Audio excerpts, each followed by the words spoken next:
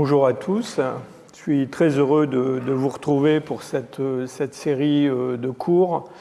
Alors je sais que certains vont me le reprocher, mais c'est encore une année avec un petit peu moins de cours. C'est lié à mon activité d'enseignement en dehors du Collège de France, malheureusement, ou heureusement, je ne sais pas. Enfin, comme on va parler de la mort et que c'est un mauvais moment à passer, je me suis dit qu'il valait mieux que ça soit pas trop long quand même. Alors, je suis très heureux de vous voir si nombreux aujourd'hui. Je crois qu'il n'y a jamais eu autant de monde dans cet amphi. Et je dois dire que j'étais quand même un petit peu inquiet quand j'ai choisi le thème du cours, parce que je me suis dit que ça pouvait en refroidir quelques-uns.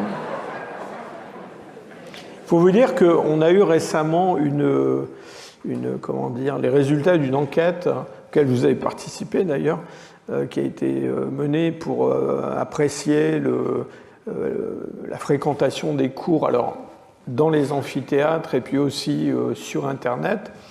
Alors, la bonne nouvelle, c'est que le cours de paléoanthropologie est celui qui est le plus suivi de tous les cours du Collège de France. Donc ça,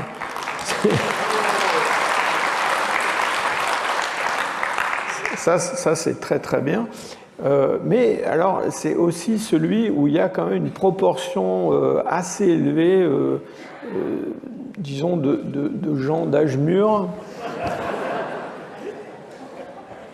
Et donc, je me suis dit, encore une fois, peut-être que la mort va être quand même un peu répulsive, encore que c'est un sujet qui nous concerne tous. Donc voilà, on va parler cette année de la mort. Alors vous allez voir, c'est un peu compliqué parce que la mort, elle est liée à des tas de problèmes, des problèmes de santé, des accidents, des choses comme ça, qui ne se terminent pas toujours par la mort, hein, mais il faut bien quand même les évoquer. Vous verrez qu'il y a une zone grise où on parle, par exemple, de paléopathologie, et de problèmes de santé des gens qui ont vécu dans la préhistoire. Alors, manifestement, ça ne leur a pas facilité la vie, mais ça n'est pas forcément terminé par une issue fatale. Enfin, avant de rentrer dans le vif du sujet, je voudrais quand même faire un petit commentaire aussi, c'est que vous l'avez peut-être appris par la presse ou autrement, mais j'ai récemment publié un ouvrage, ça s'intitule « La tyrannie du cerveau ». Et cet ouvrage, alors c'est un ouvrage effectivement où il est beaucoup question de cerveau, mais qui est quand même un ouvrage où j'ai rassemblé beaucoup de matériel de mes cours en fait ici au Collège de France, donc sur des tas de sujets qui tournent autour de l'évolution humaine. Et pour ceux qui le liront, vous verrez que dans les remerciements et dans les premières lignes du remerciement, je remercie le public du Collège de France, donc vous, parce que vous m'avez, si je peux dire, forcé, contraint à clarifier mes idées sur tout un tas de sujets, à vous présenter l'évolution humaine d'une façon qui soit pas toujours orthodoxe, on va dire, hein, et donc finalement cet ouvrage c'est quand même un peu le fruit de nos efforts conjoints, alors mon travail à moi, mais aussi votre pression amicale pour me faire aller parfois dans des chemins de traverse, donc je vous remercie beaucoup pour ça. Alors, on va aborder plusieurs sujets. Aujourd'hui, on va parler de tout ce qui tourne autour, disons au sens large, de la pathologie, c'est-à-dire en gros des problèmes de santé qu'ont pu connaître nos ancêtres les plus lointains. Et on va commencer par tout ce qui est de l'ordre des traumas liés à des accidents. Et vous allez voir que la vie des hominines dans le passé a quand même été assez mouvementée. Et alors, évidemment, on va commencer aujourd'hui avec Lucie. Vous savez que dimanche, c'était l'anniversaire de sa découverte, le 50e anniversaire de sa découverte Donc voilà, en tout honneur, on va parler d'abord de Lucie. Et Lucie a été l'objet, il n'y a pas très longtemps, d'un travail sur les causes de sa mort. Alors, Lucie a été l'original, le squelette, 40% du squelette d'un Australopithecus afarensis, a fait une tournée dans différents musées états-uniens qui ont payé fort cher pour avoir un prêt du matériel. Et donc, lorsque le squelette de Lucie est passé au Texas, des collègues, en particulier le professeur Kappelman, ont profité de l'occasion pour réaliser des scanners à haute résolution du squelette de Lucie, ce qui n'avait pas vraiment été fait jusqu'alors. Et cette analyse donc tomographique a donné lieu à une étude en particulier des fractures qu'on peut observer sur le squelette. Et ces collègues ont reconnu un certain nombre de traumas. Alors on en a plusieurs sur le membre supérieur, sur le pied, sur les mains, sur les bras. Et leur interprétation de ce qu'ils ont observé, c'est que Lucie, en fait, est morte à la suite d'une chute assez spectaculaire, de peut-être une dizaine de mètres de hauteur. Et donc, cette chute a provoqué un certain nombre de fractures qui seraient typiques de ce genre d'accident. Et en particulier, voilà ici un humérus, donc l'os du bras, tel qu'il est reconstitué, et tel qu'il était au moment de la découverte. Et vous voyez que la tête de l'humérus est en quelque sorte impactée dans la diaphyse, elle est rentrée dans la diaphyse avec un éclatement de l'os autour. Et ça, c'est ce qu'on observe quand quelqu'un tombe de très haut et tombe les bras en avant. Et donc, ça provoque tout un tas de fractures, et en particulier ce télescopage de l'humérus avec l'épaule. Et donc voilà, il y a toute une série de fractures, donc encore une fois, le pied, le genou, le bassin, et alors surtout les membres, les côtes, le crâne, la mandibule, qui sont expliquées par Kappelman et ses collègues par une chute d'un arbre. C'est leur hypothèse qui aurait provoqué la mort de Lucie. Alors ce travail, il a suscité pas mal de commentaires, parfois des commentaires négatifs, des gens qui ont dit mais non, en fait ces os ils sont cassés naturellement par la compaction des sédiments. Alors quand même, ce que je vous ai montré sur l'humérus là, c'est quand même assez troublant. Évidemment, les os dans le sol ou dans le sous-sol, ils peuvent se fragmenter. En général, quand c'est une fragmentation longtemps après la mort, donc sur de l'os sec, les os se brisent perpendiculairement à leur allongement, un petit peu, c'est comme du bois mort qu'on casse. Alors que quand ce sont des fractures qui interviennent autour de la mort, un peu avant ou un peu après, sur de l'os frais, donc là on a plutôt des cassures hélicoïdales. Et alors les auteurs présentent une des fractures de l'humérus comme une fracture hélicoïdale, donc qui serait une fracture périmortaine. Alors ce qui est quand même, dans ce débat sur les fractures de Lucie, ce qui est assez frappant quand même, c'est que dans le fond, les gens qui sont plutôt pour cette interprétation et ceux qui sont plutôt contre, en réalité, et c'est pas toujours dit de mon point de vue, s'opposent pas tant sur les fractures que sur l'arbre. Parce que vous savez, depuis la découverte de Lucie, et donc depuis 50 ans, il y a eu des tas de discussions pour savoir quel était le mode de vie, la locomotion de Lucie. Et donc, en gros, pour simplifier, il y a eu deux écoles. Il y a des gens qui ont dit, voilà, elle est bipède. Alors ça, tout le monde est d'accord sur le fait qu'elle est bipède. Elle a un membre inférieur de bipède, un bassin de bipède. Mais en particulier en France, mais pas que, il y a des chercheurs qui ont dit attendez un peu, oui, elle est bipède, mais quand on regarde son coude, son épaule, la forme de ses phalanges, eh bien, on a un membre supérieur, un peu allongé d'ailleurs, qui est un membre supérieur qui a conservé des caractères qui sont les caractères qu'on observe chez des grands singes qui vont dans les arbres. Là encore, il y a des gens qui ont dit oui, d'accord, mais c'est une sorte d'héritage qui est présent dans l'anatomie, mais qui ne correspond pas à un mode de vie, et puis d'autres, au contraire, qui ont dit mais non, Lucie allait dans les arbres de temps en temps. Alors évidemment, si elle allait dans les arbres, elle pouvait tomber d'un arbre. Hein. Et donc, autour de cette histoire d'arbres, en fait, on retrouve ces deux écoles, des gens qui sont contre, si je peux dire, la fréquentation des arbres par Lucie, et puis ceux qui l'ont défendu. Alors, ce genre de mortalité, d'accidents liés à des chutes, on va le retrouver chez d'autres fossiles plus récents. Et voilà, par exemple, un autre exemple, qui est celui de l'Australopithèque, Australopithecus sediba, qui a été découvert en Afrique du Sud,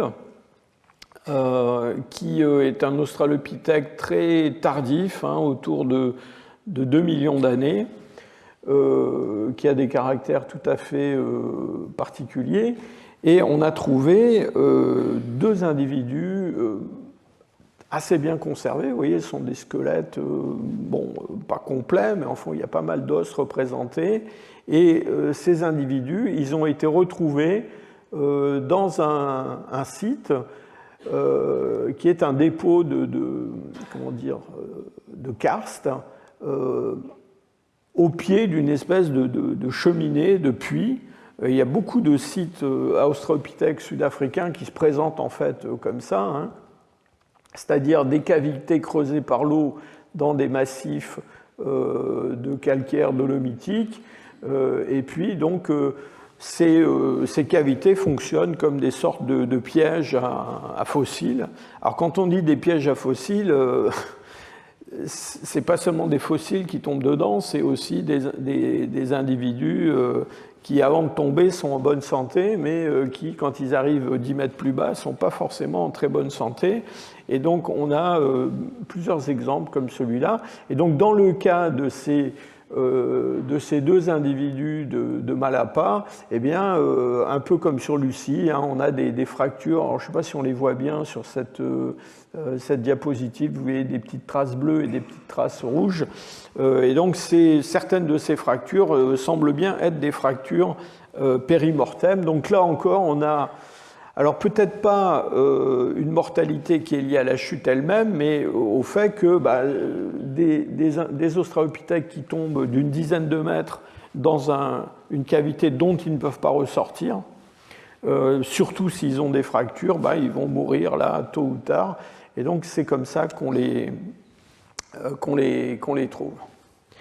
Alors cette traumatologie, donc liée à des chutes, à des accidents de toutes sortes, c'est quelque chose qu'on va retrouver tout au long du Pléistocène.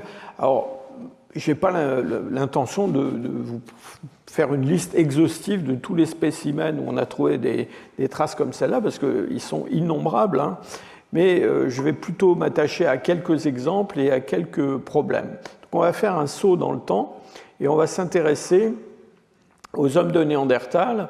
Alors pourquoi ? Parce qu'avec les hommes de Néandertal, on a un échantillon qui est assez important, on a pas mal d'individus et on a des squelettes complets. Et donc on peut regarder à quoi correspondent tous ces traumatismes squelettiques. Et il y a maintenant pas mal d'années, donc c'est en 1995, il y a deux chercheurs américains, Berger et Trinkos, qui ont publié un article sur la traumatologie des Néandertaliens, en regardant quelle était la distribution de ces fractures qu'on pouvait observer sur le squelette. Alors, Encore une fois, ces fractures ne sont pas des fractures qui ont entraîné la mort, mais en tout cas, elles nous donnent une image de ce qui pouvait arriver à ces gens-là, et parfois, effectivement, l'issue pouvait être fatale, mais pas toujours. Alors, ce qui est assez intéressant quand on regarde ce qui se passe chez les Néandertaliens, et que l'on compare... alors, les Néandertaliens sont représentés par ces petits carrés noirs, là.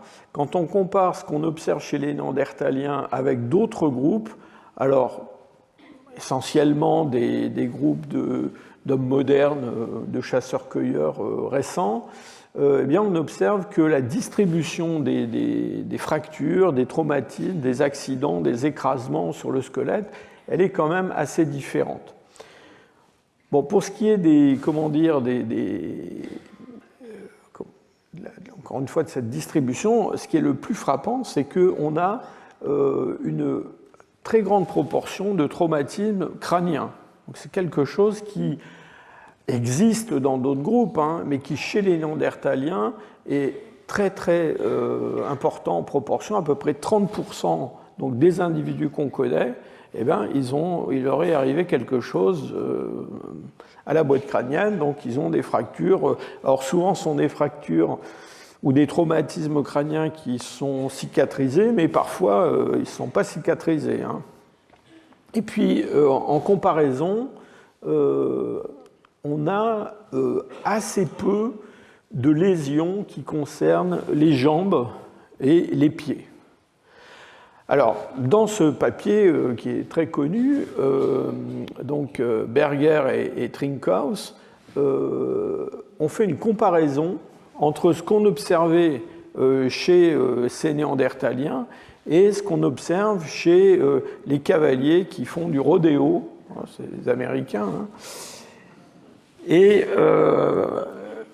ils ont publié ce graphique qui est assez spectaculaire, puisque en gros, ce qui montre que cette distribution des fractures, des traumatismes, eh bien, elle est très similaire chez les cavaliers de rodéo et chez les Néandertaliens, avec beaucoup de traumatismes crâniens, de fractures, en gros du membre supérieur et du tronc, et beaucoup moins de problèmes au niveau des jambes et au niveau des pieds. Et ça, c'est une distribution de traumatisme qui est assez différente de ce qu'on trouve, j'allais dire, dans la moyenne de la population. Hein. Parce que dans la moyenne de la population, les fractures des jambes, c'est quelque chose qui est beaucoup plus fréquent, normalement, qu'on attend beaucoup plus. Alors, surtout dans les sociétés où il y a beaucoup de voitures. Donc, on a pas mal de chances de se faire casser une jambe. Et donc, on a en général des proportions beaucoup plus élevées. Alors, la conclusion de cette étude, ça a été de dire, finalement, c'est assez normal qu'on trouve chez les Néandertaliens des fractures qui ressemblent un peu à ce qu'on trouve chez les cavaliers de rodéo. Pourquoi ? Parce que avec l'équipement qu'ils ont pour chasser, c'est-à-dire pas vraiment d'armes pour tuer à grande distance, eh bien, ils sont obligés de se confronter à des ongulés de grande taille à proximité. Hein. Donc c'est un peu le principe du rodéo, enfin, même s'ils ne montent pas sur le dos du bison, mais ils sont quand même confrontés directement à ces animaux, et donc la probabilité est assez élevée qu'il leur arrive tout ce qui peut arriver à un cavalier de rodéo. Alors par la suite, cette conclusion, elle a été quand même un petit peu tempérée par les auteurs eux-mêmes, en particulier par Trinkhaus, qui donc, quelques années plus tard, a publié un papier pour réviser un petit peu cette interprétation, et en mettant en avant un certain nombre d'autres explications possibles sur cette distribution très particulière des traumatismes sur le squelette néandertalien. Alors d'abord, en ce qui concerne la fréquence relativement faible des fractures des jambes ou des pieds, il a fait remarquer, à juste raison, et peut-être qu'on en reparlera un petit peu plus tard dans le cours, mais il a fait remarquer que chez ces néandertaliens, comme d'ailleurs chez les chasseurs paléolithiques d'une façon générale, eh bien, il y a une nécessité de mobilité qui est très très importante.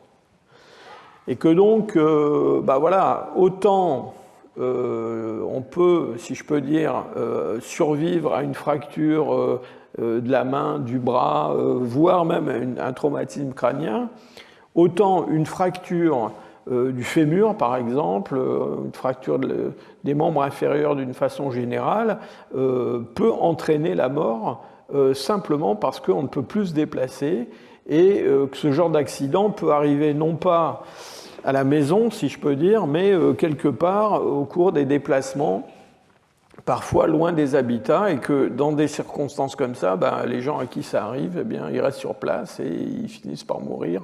Et donc on ne retrouve pas leurs restes dans les sites archéologiques, et donc ça c'est quelque chose qui est tout à fait, plausible.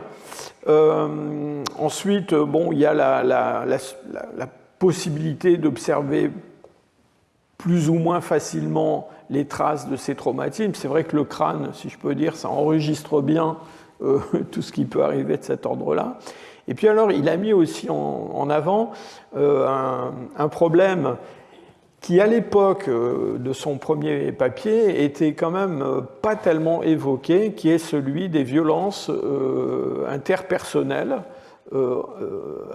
entre néandertaliens, et le fait que probablement un certain nombre de traumatismes crâniens qu'on observait n'étaient pas le résultat d'accidents, mais étaient en fait le résultat d'agressions entre les individus. Alors on a beaucoup évolué là-dessus. Un de mes cours d'ici, je crois, 15 jours va être consacré à ces questions de violence et d'agression. Mais on a beaucoup changé notre vision des choses au cours, disons, des 20 dernières années. C'est-à-dire quand même, on est passé d'une vision très pacifiste de la préhistoire à des données de plus en plus convaincantes sur, en fait, des signes de violence, en particulier chez les Néandertaliens, qui aboutissent à ces traumatismes crâniens. Alors, je vous parle des Néandertaliens, mais on sait maintenant que ces traumatismes crâniens, ils sont présents même chez des formes beaucoup plus anciennes. Et je vous montre ici un crâne qui a été trouvé en Géorgie, dans un site qui est très très célèbre, qui est le site de Dmanisi. Alors, ce site de Dmanisi, il est daté autour de 1,8 million d'années. Et c'est le site où on a trouvé les plus anciens hominides en dehors d'Afrique qui soient assez complets, bien datés, et personne ne discute leur âge. Après, il y a des traces d'hominines peut-être plus anciennes ailleurs, mais qui ne sont pas aussi convaincantes. Et donc, à Dmanisi, on a des formes qui sont d'ailleurs des formes assez particulières. Certains ont voulu créer une espèce nouvelle, Homo georgicus. Mais pour beaucoup de paléanthropologues, on considère que c'est une forme primitive d'Homo erectus. Donc voilà un des individus de Dmanisi, qui porte le joli nom de D2280. Et donc ce D2280, quand on le regarde de près, eh bien, on trouve justement un certain nombre d'impacts sur sa voûte crânienne. Et ces impacts, quand on fait des scanners du crâne, on se rend compte que c'est des zones qui ont en fait subi un traumatisme, et ce traumatisme, il a été cicatrisé. Donc vous voyez, on a un amincissement de la paroi crânienne, une disparition du diploé, c'est-à-dire la partie spongieuse qui sépare deux tables compactes. Et ça, on trouve ça à plusieurs endroits sur le crâne. Alors évidemment, on peut toujours discuter, dire bah oui, il a pris une pierre sur la tête par accident. Enfin, ça fait beaucoup de pierres sur la tête par accident. Et puis vous verrez, on en parlera donc quand je vous parlerai de ces histoires de violence interpersonnelle. S'il n'est pas possible de conclure à un coup intentionnel plutôt qu'un accident, juste en regardant les effets sur le crâne et la façon dont ça cicatrise. Par contre, il y a un argument qui a été déployés par d'autres que ceux qui ont étudié le crâne de Dmanisi dès 2280, c'est la localisation de ces impacts. Et cette localisation, elle est souvent située elle se situe de telle façon que en fait, ça traduit le fait que quand c'est un coup volontaire qui est porté par un droitier. Et donc, on voit qu'il y a une distribution de ces impacts, c'est-à-dire si je vous frappe sur la tête avec ma main droite, c'est sur le côté gauche de votre crâne que vous allez avoir un impact. Et on voit bien qu'il n'y a pas une distribution, j'allais dire, symétrique de ces impacts sur le crâne. Et donc, ça ne colle pas tellement avec l'idée que c'est accidentel. Mais ça, on va en parler un peu plus dans 2 semaines à propos d'un site en particulier où on a de nombreux crânes qui ont subi ce genre d'accident. Donc, accident, chute, fracture, confrontation avec peut-être avec du gros gibier qui se défend, et puis agression, on reviendra là-dessus. Alors une autre cause de mortalité qui a été assez bien démontrée chez les hominines, surtout les hominines anciens, c'est la prédation de grands carnivores sur les hommes ou sur des hominines plus anciens. Et en particulier, je crois, la première fois qu'on a vraiment bien mis ça en évidence, ça a été avec des restes de paranthropes du gisement de Swartkrans.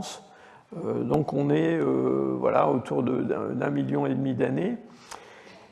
Et en particulier, un paléontologue sud-africain, il s'appelait Brain, a beaucoup étudié la façon dont les ossements d'Australopithèque s'accumulaient dans ces puits dont je vous parlais tout à l'heure.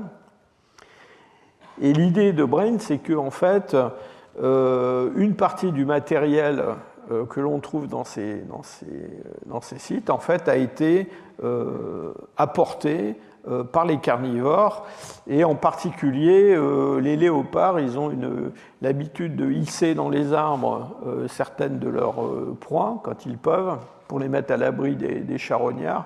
Et donc il suffit qu'il y ait un léopard qui soit pas très loin d'un gouffre comme celui-là pour que les restes de ces repas finissent par tomber dans ce gouffre et s'accumuler au fond dans des dépôts qui vont se bréchifier, qui vont donner ces gisements très très riches en Afrique du Sud. Et alors, parmi les crânes de Swartkrans, il y en a un d'un jeune individu qui porte des perforations sur le crâne qui correspondent exactement à la position des crocs, donc inférieur et supérieur d'un gros félin.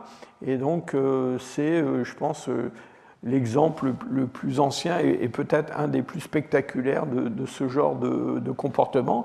Mais en fait, depuis, on s'est rendu compte que c'était quelque chose qui était assez répandu. Je vais vous donner quelques autres exemples. Alors, toujours en Afrique du Sud et toujours avec des paranthropes, le site de Kromdraai. Dans le site de Kromdraai, où on a découvert beaucoup de ces paranthropes, c'est même là qu'on a découvert pour la première fois le genre Paranthropus, on a des restes d'hominines qui manifestement ont été grignotés, mâchonnés par des grands carnivores. Donc ça, c'est une patella, c'est-à-dire c'est une rotule du genou. Ça ressemble plus à grand-chose, mais c'est un bassin qui a été complètement rogné tout autour. Et donc on voit bien que la consommation de ces hominines par des carnivores, c'est probablement un des facteurs principaux d'accumulation de fossiles dans ces sites. Et toujours pour rester à Dmanisi, pour revenir à Dmanisi, voilà à nouveau notre crâne dès 2280. Donc, je vous rappelle, il a pris des coups sur la tête pas mal de fois au cours de son existence. Mais ça n'a pas suffi. Lui aussi, il a fini quand même par se faire attraper par probablement un gros félin. Il y a plusieurs espèces qui ont été proposées et on trouve le même genre de perforation que ce que je vous ai montré sur l'individu de Swartkrans. Autre exemple que nous avons publié il y a quelques années avec Camille Daujar, c'est une diaphyse de fémur humain qui a été trouvé dans un site qui s'appelle la grotte des hominidés à la carrière Thomas, près de Casablanca. Donc on est autour de, pas très loin de 800 000. Hein. Et donc là encore, on a un os long qui a été mâché, grignoté aux deux extrémités. Et on pense que très probablement c'est une hyène qui est à l'origine de ces marques. Alors dans ce site de la carrière Thomas, on a trouvé plusieurs restes humains qui sont trouvés de façon un peu dispersée au milieu de restes d'autres mammifères dans un site où il y a assez peu d'outillage, par exemple, et donc qui ressemble quand même beaucoup à un site créé par l'accumulation des restes de repas de carnivores ou de charognards comme les hyènes. Et alors évidemment on peut spéculer, hein, parce qu'on peut dire oui, cet individu il n'a pas été tué, mangé par un carnivore, il est peut-être mort pour une toute autre raison, et ensuite son corps a été récupéré par des charognards et il a fini dans la tanière d'une hyène. Mais quand même, cette accumulation de restes humains dans cette tanière, ça quand même suggère qu'il y a quand même très probablement une prédation des carnivores ou de ce carnivore sur les restes humains. Et on pourrait multiplier les exemples, je vous en donne encore un ou deux quand même. On va avancer dans le temps avec les Néandertaliens. Donc avec les Néandertaliens, on a aussi des exemples comme ça d'action des carnivores sur les restes humains. Une des choses que je trouve les plus spectaculaires, ce sont ces dents qui ont été découvertes alors, dans le site de Marillac, qui s'appelle parfois aussi les Pradelles, en Charente. Et dans ce site, on a trouvé, encore une fois, c'est un site où il y a une présence humaine avec un peu plus d'outillage et d'activité humaine qu'à la carrière Thomas, mais quand même un site où les carnivores, et en particulier les hyènes, sont extrêmement présentes. Et on a trouvé des dents, d'ailleurs qui ont été au départ faussement identifiées comme des dents de bovidés ou de cervidés à cause de leur morphologie, avant qu'on ne se rende compte que en fait, cette morphologie, elle était due au fait que ces dents avaient été digérées et que les sucs gastriques ont dissous en grande partie les racines dentaires en leur donnant une forme un petit peu bizarre par rapport à ce qu'on devrait trouver sur des dents humaines, et en fait sont des incisives supérieures humaines qui ont été avalées par probablement une hyène et rejetées par la hyène, et donc on les trouve comme ça en partie digérées avec une corrosion tout à fait particulière. Et depuis, on s'est rendu compte, surtout en consultant des publications qui avaient été faites sur différents sites, qu'en fait c'était quelque chose qui était peut-être assez banal. Donc vous voyez, encore une fois, il n'y a pas que les Homo erectus ou les Australopithèques qui finissent dans l'estomac des hyènes, les Néandertaliens aussi. Et pour finir, beaucoup plus près de nous, et toujours dans ces histoires d'interaction entre les carnivores et puis les hommes, je veux quand même vous citer un exemple qui est assez célèbre, la grotte du Bichon, qui est près de la Chaux-de-Fonds, en Suisse. Alors là, on est vraiment dans la frontière entre le paléolithique et le mésolithique. Et dans cette grotte du Bichon, on a trouvé quelque chose de... Alors, ce n'est pas un site archéologique classique, hein, on n'a pas des niveaux avec les occupations humaines, mais ce qu'on a trouvé, c'est un squelette d'ours et un squelette humain qui sont enchevêtrés l'un dans l'autre.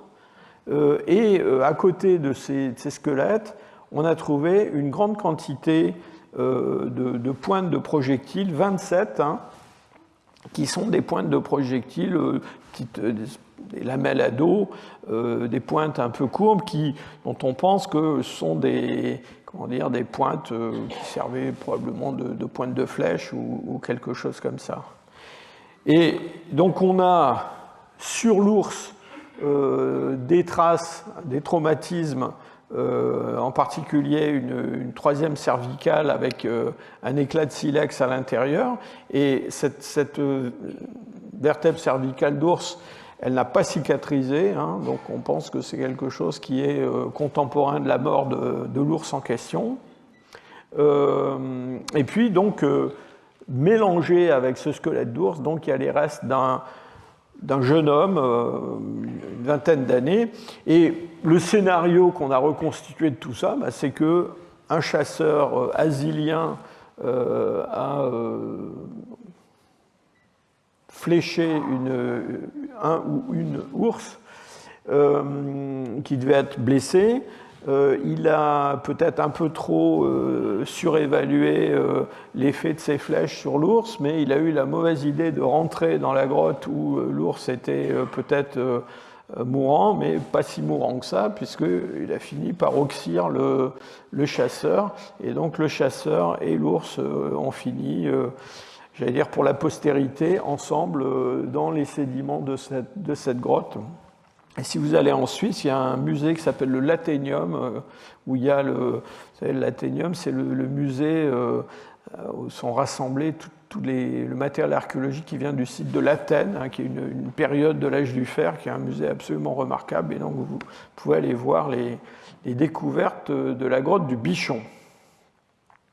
Alors on va laisser maintenant les problèmes de traumatisme, de fracture et d'interaction avec les carnivores pour s'intéresser à tout ce qui tourne autour des infections et des maladies. Alors les hommes du Paléolithique, surtout quand on remonte un petit peu loin dans le temps, au Paléolithique moyen ou au Paléolithique inférieur, ont été exposés à toutes sortes de pathologies. Là encore, je ne vais pas vous faire une liste exhaustive de tous les exemples qu'on connaît, mais simplement vous situer un petit peu le genre de problèmes de santé que pouvaient avoir ces gens-là. Alors, la première chose qui est absolument frappante quand on regarde des séries de ces périodes-là, sont les problèmes dentaires. Alors, on a quand même des gens qui ont une denture qui est soumise à des stress de toutes sortes, qui s'usent, qui se détériorent quand même assez vite, hein. Il y a une usure rapide de la denture. Et donc, on trouve, dès que les adultes sont des adultes un petit peu, entre guillemets, avancés en âge, on va trouver des tas de problèmes dentaires, des pertes de dents, des résorptions de l'os au niveau de la gencive, des histoires d'abcès, de choses comme ça. Ça ne devait pas être très marrant, hein. Et un des exemples, je vais vous en montrer un ou deux, mais un des exemples, je trouve, les plus spectaculaires, c'est ce crâne de Cima de los Huesos, qui est un crâne très bien conservé, très complet. C'est souvent celui qu'on montre, hein, à propos de ce site. Alors, je vous rappelle que Cima de los Huesos, c'est un site qui est daté autour de 430 000, et c'est le site en Europe où on a les plus anciens restes qu'on peut attribuer à la lignée néandertalienne. Alors, ça a été confirmé par la paléogénétique, hein, c'est-à-dire c'est pas juste la morphologie. Ce ne sont pas vraiment des néandertals classiques, si je peux dire, puisqu'ils sont assez primitifs par certains aspects, mais clairement c'est le début de cette lignée néandertalienne en Europe. Et donc on a dans ce site, dont on va reparler plus tard dans le cours, on a 28 individus qui ont été apparemment intentionnellement jetés dans un puits. Et donc ils ont fini dans ce karst profond où leurs ossements se sont accumulés. Il y a des centaines d'os brisés qui tous plus ou moins peuvent être rassemblés dans les restes squelettiques de ces 28 individus. Alors celui-là, c'est un des mieux conservés. On lui a donné le prénom de Miguelón. Et Miguelón, vous voyez, il a quand même une denture qui est extrêmement abîmée, extrêmement usée. Et alors en plus de ça, Miguelón, il a pris un coup.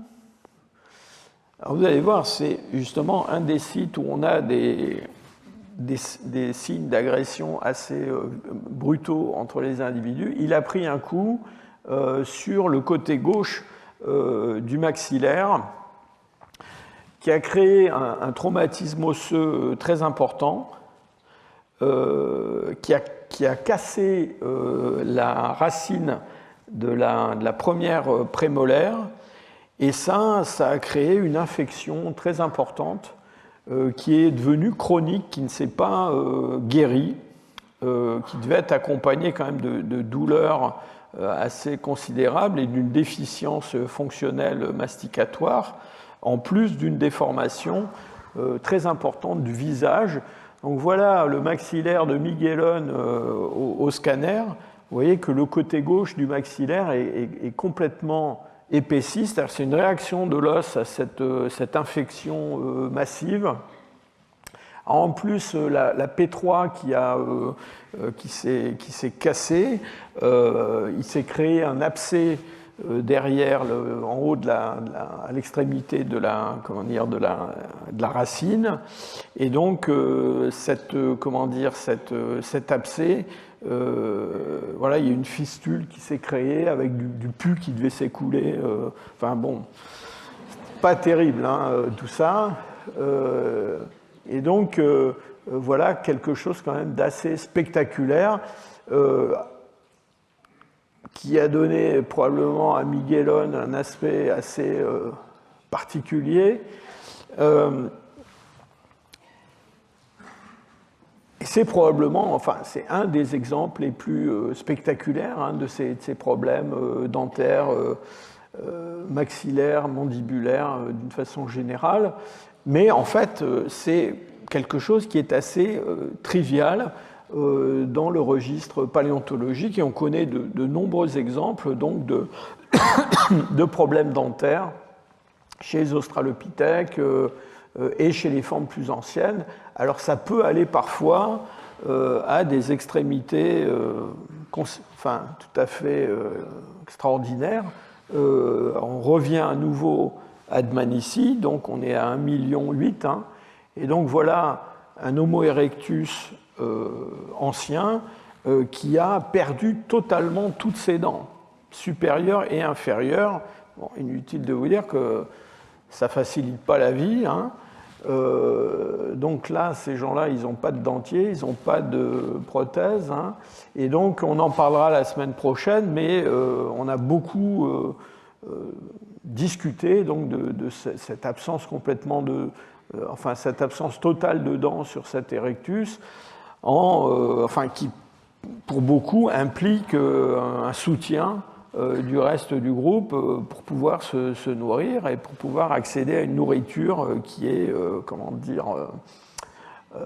qu'il puisse ingérer. Alors, à côté de tous les problèmes dentaires, masticatoires que je viens d'évoquer, il y a une autre grande catégorie de pathologies qu'on trouve chez les hommes du Pléistocène, c'est tout ce qui tourne autour des pathologies articulaires. Alors donc, de l'arthrose, de l'arthrite, ça, il y en a énormément. Et ça a donné lieu à des tas de travaux sur de nombreux hommes fossiles. Donc là, je vous donne un exemple qui est un exemple très très connu, qui est celui du néandertalien de la Chapelle-aux-Saints, Donc voilà, voilà un squelette sur lequel les taches de couleur localisent ces pathologies. Donc toutes les taches rouges que vous voyez au poignet, au coude, à l'épaule, sur les vertèbres, au niveau de l'articulation coxofémorale. Tout ça, c'est de l'arthrite.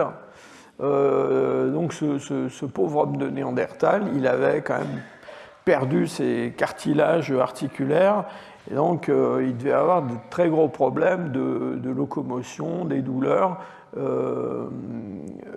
Alors à cela s'ajoutent des fractures, par exemple des fractures des côtes qui sont réparées, et on a une altération en particulier des vertèbres cervicales qui est très très importante. Je ne sais pas si parmi vous il y en a qui ont de l'arthrite du coup, mais ils savent de quoi on parle. Alors ce qui est intéressant avec ce squelette de la Chapelle-aux-Saints, c'est qu'on l'a récemment réexaminé.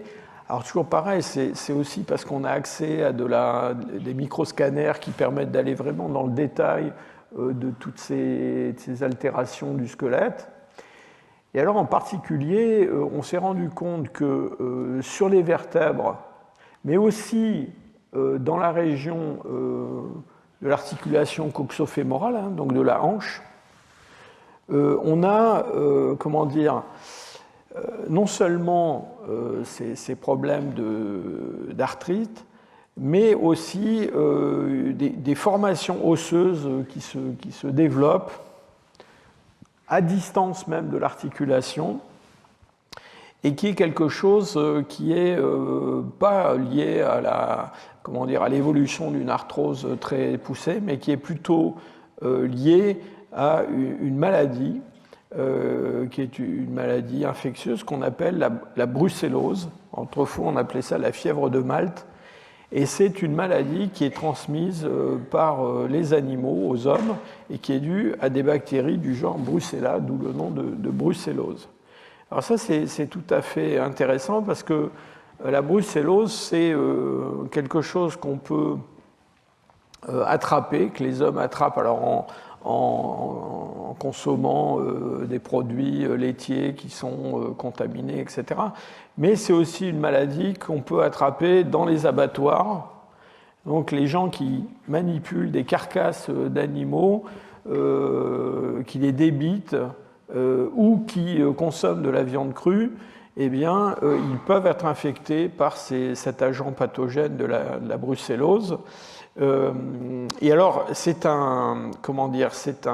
il y a plusieurs espèces de brucella hein, que l'on trouve dans une large gamme d'animaux sauvages, en particulier les chamois, les bouquetins, les bovins sauvages, le bison d'Europe par exemple, le renne, le chevreuil, le cerf félaf, le sanglier et les chevaux. Donc inutile de vous dire que là je viens de vous faire la liste à peu près de tout ce que les Néandertaliens pouvaient manger. Et donc c'est quand même quelque chose qui est tout à fait remarquable. Il est probable que c'est quelque chose qui a pu avoir un impact sur la santé de ces hommes. Ce qui est important aussi à considérer, c'est que cette brucellose, elle donne un certain nombre de symptômes. Alors il y a des fièvres, des choses comme ça, on peut même avoir des problèmes neurologiques, mais ça a aussi un impact sur la fertilité, ça provoque la stérilité, ça provoque des avortements. Donc si des Néandertaliens autre que ce vieil homme de la Chapelle-aux-Saints avait la brucellose à cause de la consommation de tous ces gibiers et du débitage de ces carcasses, eh bien, ça a pu avoir une importance pour la santé de ces groupes. Alors, on n'a pas trop choses du style cancer, tumeur, etc. Mais on en a quand même quelques exemples, et en particulier sur des fossiles qui peuvent être très célèbres. Alors le fameux homme de Cro-Magnon, qui a été découvert en 1868, donc près des Aisies en Dordogne. Alors cet homme de Cro-Magnon, depuis l'époque de sa découverte, on s'intéresse beaucoup à cette large érosion qui se trouve sur son os frontal. Et donc on s'est demandé un petit peu ce que ça pouvait être. C'est intéressant quand même de relever à propos de ce genre de débat que un des problèmes de la paléopathologie, c'est que généralement quand on trouve sur le squelette des traces comme celle-là, il est rare qu'il y ait une seule explication possible. Et ça, c'est une des difficultés de la paléopathologie, c'est que souvent, il y a un certain nombre de possibles, et les gens qui font de la paléopathologie, ils sont obligés de choisir entre tous ces possibles pour prendre celui qui, de leur point de vue, est le plus probable. Alors, dans le cas de cet homme de Cro-Magnon, on pense qu'il s'agit d'une neurofibromatose de type 1, qui est une maladie génétique et qui occasionne le développement de tumeurs bénignes autour des nerfs périphériques, à la fois superficiels et profonds. On parle de neurofibrome, et ça provoque aussi des taches sur la peau, mais vous voyez que dans le cas de Cro-Magnon, il ne devait pas trop se préoccuper des taches parce qu'il avait vraiment un autre problème. Et donc, vous savez, on présente toujours l'homme de Cro-Magnon, beau, grand, etc. Bon, voilà, celui-là, il avait quand même, il devait avoir un visage quand même assez déformé par ces nodules. Cette maladie semble avoir aussi affecté son conduit auditif interne d'un côté, donc il devait être un peu sourd d'un côté d'une oreille. On a pas mal d'exemples. Comme le temps est limité, je ne vais pas vous en montrer trop, mais on a pas mal d'exemples dans le registre fossile d'oreilles internes ou d'oreilles moyennes qui ont des problèmes, des ossifications, des choses comme ça, qui font que les gens n'entendaient pas très bien de cette oreille-là. Alors, je vous ai dit qu'on n'a pas trop de cancer et de choses comme ça, mais ce n'est pas toujours vrai. Voilà un pariétal, donc c'est l'os sur le côté de la tête, d'un enfant qui a été découvert en 1969 dans le site du Lazaret. Le Lazaret, c'est près de Nice. Donc c'est l'équipe du professeur de Lumley qui avait découvert ce fossile. Il a environ 50 000 ans. Et vous voyez que sur la surface interne de l'os, on a toute une zone avec série de perforations, l'os paraît criblé, et alors à l'extérieur, là par contre, il y a une très très forte altération de la table externe, et donc ça, on l'interprète comme un méningiome, donc qui est une tumeur des enveloppes du cerveau, les méninges. Alors en général, ces méningiomes sont des tumeurs bénignes dans à peu près 80% des cas, mais il y a des cas où ce sont des tumeurs qui sont beaucoup plus agressives, et dans le cas de cet enfant, on pense que ça a provoqué sa mort. Alors voilà pour ce qui est des maladies et des affections les plus courantes. Je voudrais maintenant dire un mot des épidémies. Alors, dans les temps paléolithiques, on n'a pas vraiment d'exemple d'épidémie. En fait, il faut surtout attendre le néolithique. Ça sort un petit peu de mes sujets habituels, mais au néolithique, là, on voit se développer des épidémies. Et c'est quelque chose qui est vraiment intéressant du point de vue démographique et aussi du point de vue de la recherche, la façon dont on peut étudier ces questions-là. Alors au néolithique, c'est-à-dire au passage de cultures de chasseurs-cueilleurs à des cultures à des sociétés d'agriculteurs, eh bien, on voit des changements démographiques très très importants se produire. Un de mes collègues, le regretté Jean-Pierre Bocquet-Appel, s'est beaucoup intéressé à ces questions démographiques. Et vous savez que, vous ne savez pas, mais c'est assez difficile de reconstituer les profils démographiques des populations du passé. Je vais en dire un mot dans quelques instants. Essentiellement parce que on peut assez facilement déterminer l'âge au décès de jeunes individus, des enfants, des adolescents, des très jeunes adultes. Par contre, on a deux problèmes. L'un sont les personnes âgées.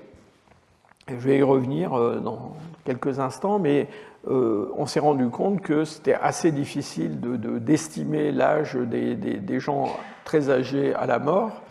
Et puis aussi les très jeunes, les nouveau-nés, très souvent dans les sites archéologiques, ils nous manquent. Alors ils nous manquent pourquoi ? Parce que d'une part, leur reste se conserve mal, et donc il y a une sous-représentation des nouveau-nés, des très très jeunes enfants. Et puis aussi parce qu'il y a de nombreuses sociétés où les très jeunes enfants ne sont pas traités comme, s'ils décèdent, ne sont pas traités comme les adultes ou les enfants plus âgés. Et donc souvent, ils ne sont pas représentés dans les sépultures, dans les sépulcres. Alors Bocquet a eu l'idée, au lieu d'essayer de reconstituer des profils démographiques qui restaient très très incertains, il a essayé de regarder plutôt la proportion des enfants au-dessus d'un certain âge, disons des adolescents, par rapport aux enfants plus jeunes. Ça, on savait représenter ces groupes-là. Et ce qu'il a montré, c'est que au moment du passage du néolithique, on a une augmentation très très importante de la proportion d'enfants jeunes. Et ça, la seule façon dont on peut l'expliquer, c'est une augmentation très importante de la fécondité féminine. Donc en gros, durant leur vie reproductive, les femmes, après la transition néolithique, elles ont en moyenne 2 enfants de plus que ce qu'elles avaient avant la transition néolithique. Et ça s'est traduit par une augmentation très spectaculaire de la population au moment du néolithique. On pense que la population mondiale, elle a été multipliée peut-être par 10 au moment du néolithique. Alors, ce qui est remarquable aussi, quand on regarde ce qui se passe dans les cimetières, qu'on essaie, donc là, c'est 133 cimetières où on étudie la proportion des 5-19 ans par rapport au reste de la population sépulcrale. Vous voyez que cette courbe, elle fait un bond donc, qui correspond à cette augmentation de la natalité dont je parlais, mais ensuite, ça va s'arrêter, ça va se stabiliser, ça va même redescendre un peu. Et la façon dont on explique ça, donc il y a un décalage d'à peu près 1000 ans entre les deux, la façon dont on explique ça, eh bien, c'est en fait le développement de la mortalité. Et cette mortalité, elle est liée au développement de maladies épidémiques. Et ces maladies épidémiques, elles se développent. Pourquoi ? Elles se développent essentiellement parce que justement, il y a cette augmentation de la population. Surtout au début du néolithique, on pense que les conditions d'hygiène dans les premières agglomérations d'agriculteurs ne devaient pas être très formidables. Et puis alors aussi, encore une fois, la densité de population et la fréquentation d'animaux d'élevage en grande quantité, c'est quelque chose qui a entraîné un développement de ces maladies épidémiques. Et on a d'ailleurs observé dans le génome des hommes, différentes régions du monde où le néolithique se développe, des changements dans toute la partie du génome qui correspond à la réponse immunitaire à certaines maladies, des choses comme la lèpre par exemple. Donc on voit ces modifications du génome qui est sans doute liée au développement de ces épidémies. Et donc on a reconnu dans le néolithique déjà un certain nombre de maladies qui sont, j'allais dire, des maladies qui nous sont familières dans les périodes historiques, voire même dans la période actuelle. Alors ce qu'il faut bien comprendre, c'est que la plupart de ces études maintenant portent moins sur les traces de ces maladies sur le squelette, ce que je vous ai montré jusqu'à présent, que sur la recherche des agents pathogènes eux-mêmes, en particulier par l'ADN ancien. Donc en gros, ce qu'on fait, c'est qu'on extrait des restes squelettiques, du matériel génétique, donc on met de côté tout ce qui est génome humain, et puis on recherche ce qu'il y a du côté des virus, des bactéries, et on trouve par exemple dans le néolithique, alors ce n'est pas dans le début du néolithique, mais on trouve dans le néolithique eh bien, des morceaux d'ADN de Yersinia pestis, qui est l'agent pathogène de la peste. Et donc la peste, ça commence déjà dans le néolithique. On a en Allemagne, en Scandinavie, des souches de la peste qui sont présentes dans le néolithique. Et puis vous voyez que pendant le néolithique et l'âge du bronze, il y a des tas de... Alors on peut faire une phylogénie de tous ces micro-organismes, hein. On compare les séquences génomiques de différentes souches, et puis on peut retracer l'histoire comme ça, donc de vagues de développement de la peste dans le néolithique, dans les périodes historiques. Hein. Là, ce que vous avez là-haut, c'est la peste noire du Moyen-Âge, la peste justinienne. Enfin, il y a tout un tas d'explosions de peste dans les périodes antiques et plus récentes. Mais on voit bien que la peste, elle est déjà bien présente en Eurasie pendant le néolithique, et ça explique probablement pourquoi, ça on s'est un peu demandé pourquoi dans le néolithique il y a des développements de certains ensembles culturels qui parfois périclitent de façon un peu inexpliquée. Donc on a souvent expliqué ça par des problèmes de surexploitation, par exemple, des terres agricoles avec des techniques qui n'étaient pas très bonnes.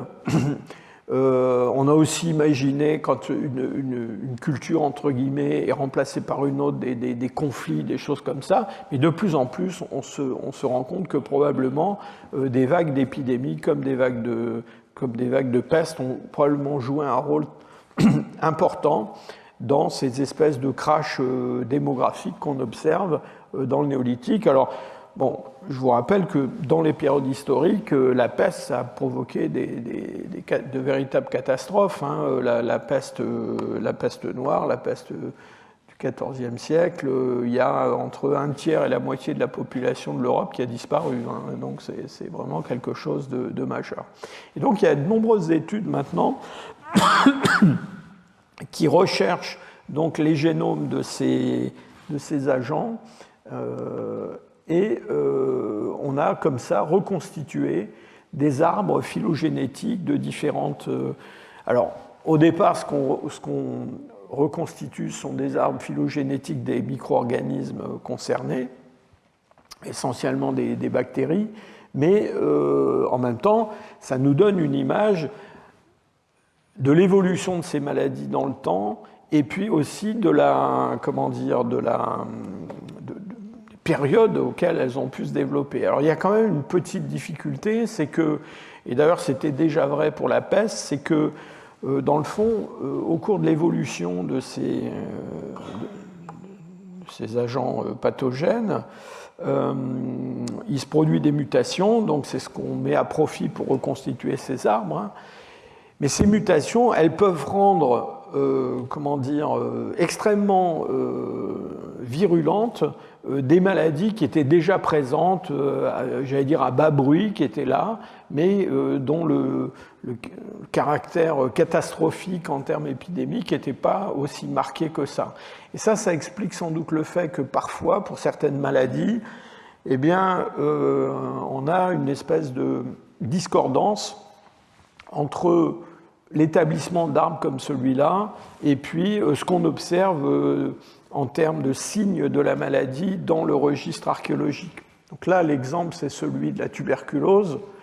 Alors la tuberculose, on a longtemps cru que c'était quelque chose qui avait été transmis aux hommes par le bétail, parce qu'il y a de la tuberculose bovine. Donc en gros, le scénario, c'était avec la domestication des bovins, les hommes sont mis à côtoyer des troupeaux qui étaient porteurs d'une forme de tuberculose, et donc ils ont, si je peux dire, acquis la tuberculose à travers cela. Alors, ce scénario-là, ça existe pour d'autres maladies, hein, pas que la tuberculose, la rougeole, enfin, il y a des tas de maladies qu'on lie à ce qu'on appelle des zoonoses, hein, des maladies qui se diffusent dans les animaux domestiques. Alors dans le cas de la tuberculose, les signes, parce que ça peut laisser des traces squelettiques, on n'en connaît guère avant le néolithique. Mais la reconstitution de cet arbre de différentes formes de tuberculose, enfin de mycobacterium, montre qu'en fait, probablement, la présence de la tuberculose chez l'homme, c'est beaucoup plus ancien que la domestication du bétail, puisqu'on parle de 70 000 ans. Hein. Donc, ça, c'est pour vous dire simplement que, même si c'est quelque chose qu'on a du mal à mesurer, eh bien, ces maladies épidémiques, alors peut-être sous des formes qui ne sont pas très virulentes, ont pu, pour certaines, exister déjà chez ces chasseurs-cueilleurs. Et alors, c'est quelque chose qui a reçu une forme de confirmation il n'y a pas très longtemps, avec un travail qui a été mené sur un néandertalien qui vient de l'Altaï, dans un site qui s'appelle Chagyrskaya. Et ce site de Chagyrskaya, il a été énormément étudié par mes collègues paléogénéticiens de Leipzig, qui ont extrait de l'ADN de tout ce qui... Il y a une centaine de fragments osseux humains néandertaliens dans ce site. Et donc, on l'a énormément étudié. On a vraiment des résultats tout à fait extraordinaires hein, sur... Je crois que j'en avais parlé dans un de mes cours déjà, mais sur le fait qu'on peut reconstituer les relations de parenté entre les individus.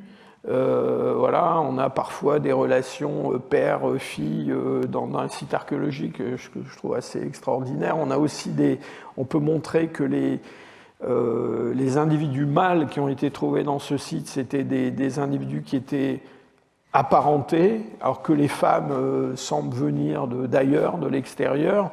Donc tout ça, c'est tout à fait extraordinaire. Et en menant tout ce travail, eh bien, au milieu de cet ADN de néandertalien, on a trouvé du matériel de virus, qui sont des virus qui provoquent des maladies.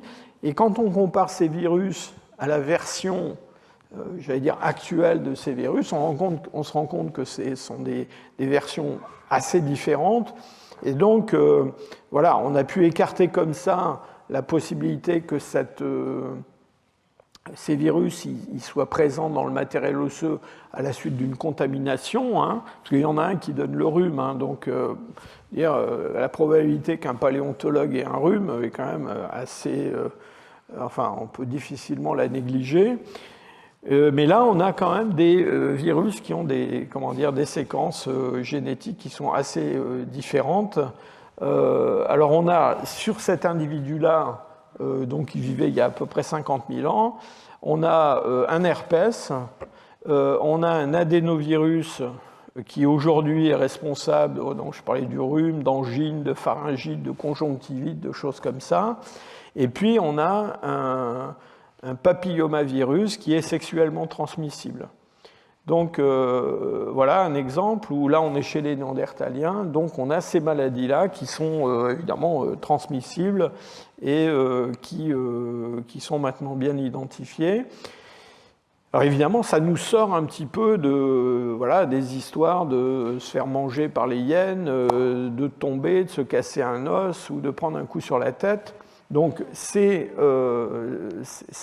aspect-là de la pathologie, c'est quelque chose auquel on a peu accès jusqu'à présent, mais je suis certain qu'avec le développement des études en paléogénétique, on va de plus en plus pouvoir mettre cela en évidence.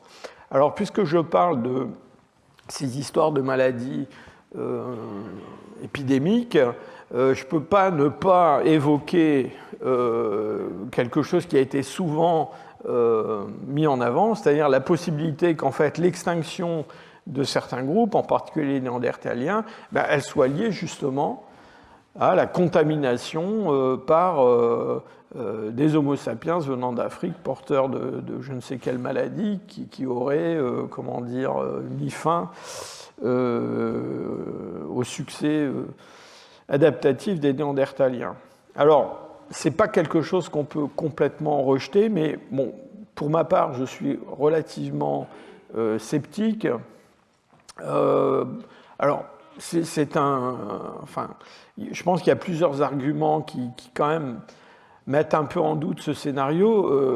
D'abord, la durée de recouvrement entre tous ces groupes-là. C'est-à-dire que, vous allez voir, il y a un article qui va sortir dans pas longtemps dans Science qui présente la date d'introgression de l'ADN néandertalien dans le génome des non-africains et qui propose aussi une durée de cette introgression. Et vous allez voir, je ne veux pas trahir mes collègues, mais vous allez voir que c'est une durée quand même en millénaires. Hein. Donc on est très très loin du scénario du type contact entre les Européens et les Amérindiens, où on a en quelques générations quasiment un continent où la population s'effondre à cause de maladies comme épidémiques. Là, ça dure des milliers d'années, donc c'est manifestement pas brutal. Ensuite, bon, évidemment, il y a aussi la taille des populations. On a affaire à des populations qui sont très petites, très clairsemées. C'est pas quelque chose qui est propice au développement foudroyant d'une épidémie. Donc je pense que s'il y a eu des pathogènes qui sont passés dans un sens ou dans l'autre, eh bien, il y a eu du temps pour développer une immunité. Et puis, bon, après, il y a aussi le fait que, en fait, le problème n'est pas, je l'ai souvent dit ici, le problème n'est pas la disparition des Néandertaliens, le problème c'est qu'il n'y a pas que les Néandertaliens qui ont disparu, tout a disparu en dehors des sapiens.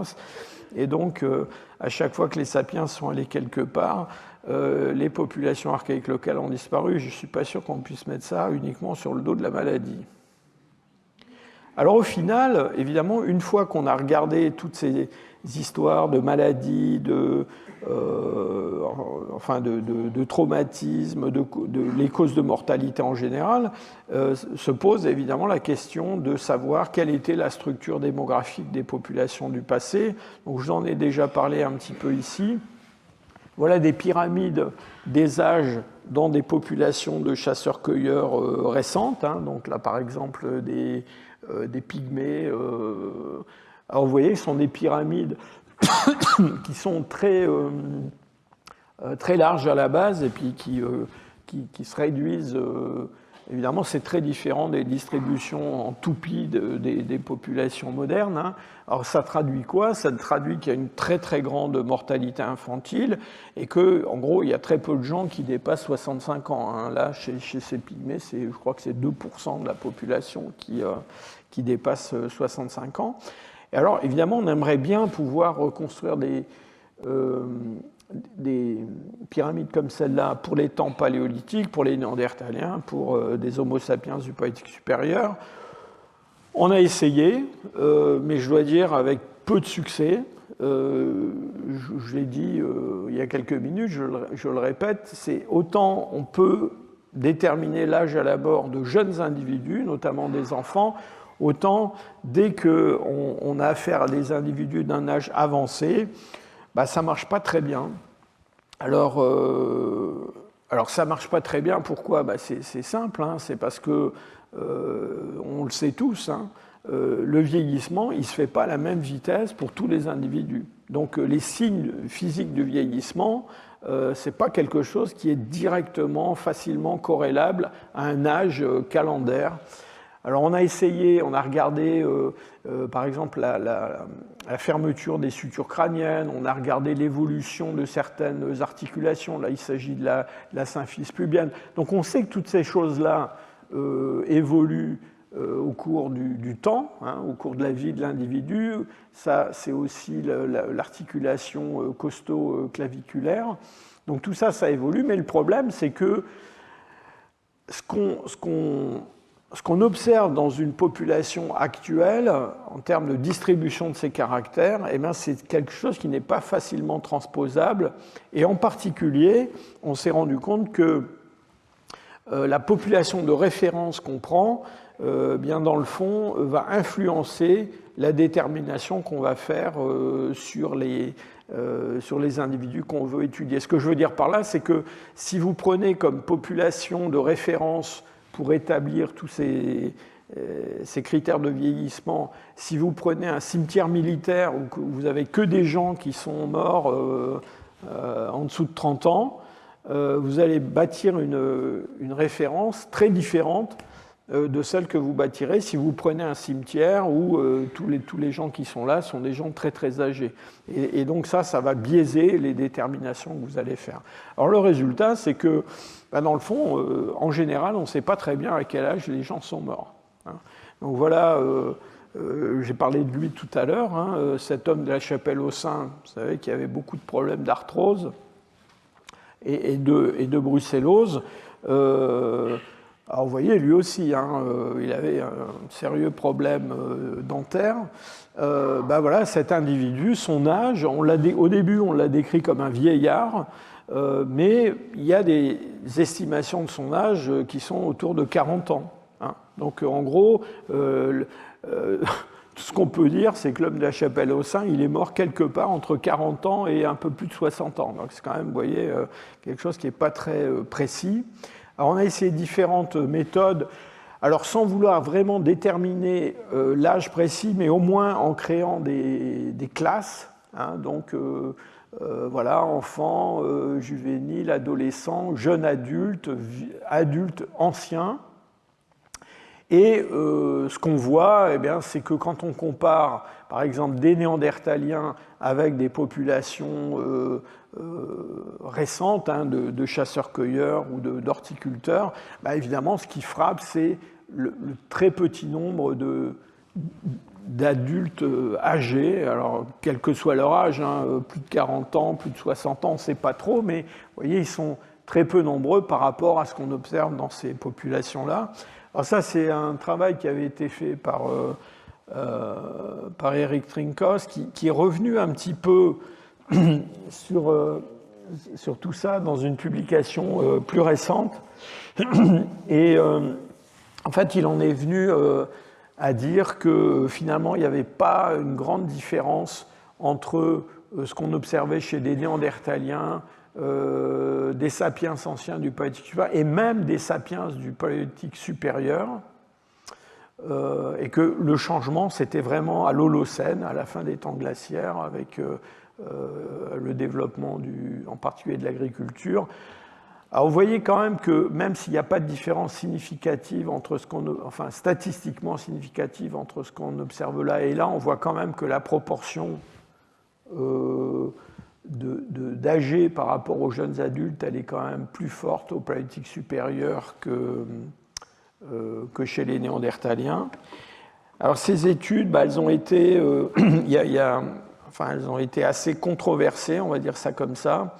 Et en particulier, je veux vous citer un travail qui a été mené par Lee et Kaspari, Au lieu d'essayer de définir des classes d'âge précises en donnant des âges, elles ont utilisé des stades d'usure de la denture pour, en gros, définir des grandes classes sans vraiment les chiffrer, hein. Mais donc voilà, des gens qui ont la M1 un petit peu usée et le reste de la denture en bon état, et puis ensuite voilà, la M2 qui commence à s'user, puis ensuite des catégories, c'est la troisième molaire qui est usée. Donc là, on n'essaie pas de définir un âge, mais on essaie en gros de distribuer le matériel entre des grandes classes d'âge plus ou moins avancées. Et ensuite, on compare ce qu'on observe dans chaque groupe en termes de moyenne de la proportion des jeunes adultes par rapport à tout le reste de la distribution, avec ce qu'on observe dans le groupe qui a précédé. Alors donc ça, ici vous avez la mesure qu'on a observée chez les premiers représentants du genre Homo, donc c'est une moyenne de cette proportion des gens âgés sur les autres. Alors les autres, ici c'est les australopithèques, donc vous avez une distribution qui a été créée par une méthode de rééchantillonnage, et vous voyez on voit que la moyenne des individus un peu plus âgés est plus grande chez les premiers représentants du genre Homo que chez les australopithèques, donc probablement les premiers représentants du genre Homo vivent un peu plus longtemps. Par contre, entre les néandertaliens qui sont représentés ici par cette barre verticale et puis tout ce qui précède dans le Pléistocène inférieur et moyen, eh ben, on ne sort pas de la distribution. Donc en gros, leur conclusion, c'est qu'il n'y a pas de changement très important à ce moment-là en termes de longévité. Et donc Lee et Kaspari, c'est essentiellement entre les Homo sapiens du Paléolithique supérieur et les Néandertaliens qu'elle voit une très très grande différence. Donc l'idée que ces auteurs ont défendue, c'est qu'en fait, c'est seulement au début du Paléolithique supérieur, donc avec l'arrivée des Homo sapiens en Europe et le remplacement des Néandertaliens, qu'on va commencer à avoir une proportion significative. Alors significative, je vous rappelle, chez les pygmées, c'est 2%. Enfin, disons qu'on commence à trouver des gens âgés dans le registre fossile. Alors quand même, pour terminer, je voudrais attirer votre attention sur les nombreux biais qui peuvent altérer ces tentatives de reconstitution démographique. Alors je reviens à cet argument que Trinkos a utilisé pour expliquer pourquoi on trouvait peu de fractures des jambes, des pieds chez nos néandertaliens, alors qu'on trouve beaucoup plus de traumatismes crâniens, de fractures du membre supérieur, en disant que ça peut s'expliquer par le fait que ces groupes ont besoin d'être très mobiles. Donc la mobilité, c'est vraiment quelque chose qui est essentiel pour eux. Et donc, voilà, si on a le fémur cassé ou le genou cassé, on risque de mourir quelque part dans le paysage sans jamais revenir au lieu d'habitation. Et donc, cette nécessité de mobilité, on peut aussi essayer d'y penser quand on regarde tous ces profils démographiques, parce que pour des groupes qui doivent se déplacer pour assurer leur subsistance, eh bien, effectivement, il y a aussi la possibilité que des gens âgés qui peuvent plus se déplacer soient laissés derrière et soient abandonnés. Alors, évidemment, c'est un peu triste, mais on a vu ça, on connaît ce comportement chez des groupes de chasseurs-cueilleurs, enfin, les Inuits par exemple.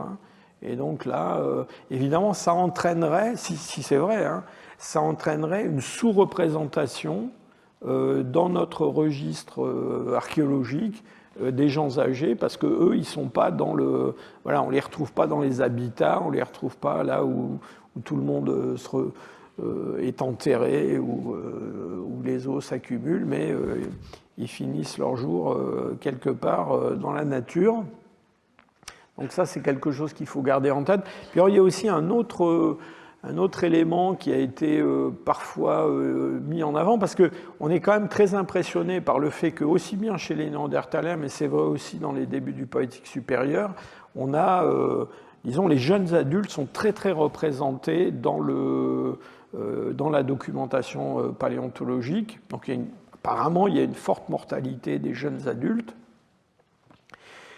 Et ça peut être aussi biaisé par autre chose qui est l'existence de ce qu'on appelle des profils de catastrophe. Alors, qu'est-ce que c'est un profil de catastrophe? Eh bien, c'est ce qui se passe quand voilà, il y a une épidémie, il y a une famine, il y a quelque chose comme ça. Donc, quand il y a une épidémie ou une famine, ce qui meurt en premier sont les très vieux, enfin, ou les vieux, et les enfants. Et ceux qui survivent sont les jeunes adultes. Et donc, ces jeunes adultes, si la catastrophe se poursuit, eh ben, ils vont mourir aussi. Et donc, on a parfois des assemblages où il y a une surreprésentation des jeunes adultes. Pourquoi? Eh ben, c'est la fin, si je peux dire, du profil de catastrophe. C'est-à-dire c'est la population qui a survécu jusqu'au bout. Et donc là, ça peut créer dans certains sites, et c'est en particulier un argument qui a été employé à propos de ce fameux site de Cima de los Huesos, dont on va reparler plus tard. Eh bien, il y a aussi une surreprésentation des jeunes adultes. On a dit c'est parce que c'est en fait, c'est ceux qui ont survécu jusqu'au bout, mais là, ils n'ont pas survécu. Je vous remercie.